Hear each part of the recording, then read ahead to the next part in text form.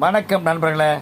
S Vasan Hindi படம் ஒன்று தயாரிக்க திட்டமிட்டிருந்தார். அப்போது வாசனை பார்க்க சென்னைக்கு வந்த இந்தி நடிகர் திலீப் குமார் மக்கள் திலகம் எம்ஜிஆரை காண வேண்டும் என்கின்ற தனது விருப்பத்தை வாசனிடம் தெரிவித்தார். பின்னர் எம்ஜிஆரை பார்க்க திலீப் குமாரை வாசன் ராமாவரம் தோட்டத்திற்கு அழைத்து வந்திருந்தார்.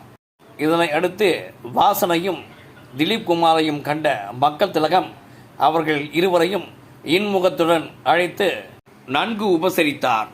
இதனைத் தொடர்ந்து நடிகர் திலீப் குமாரும் மக்கள் திலகமும் சினிமா துறை பற்றி நிறைய விஷயங்கள் பேசிக்கொண்டிருந்தார்கள்.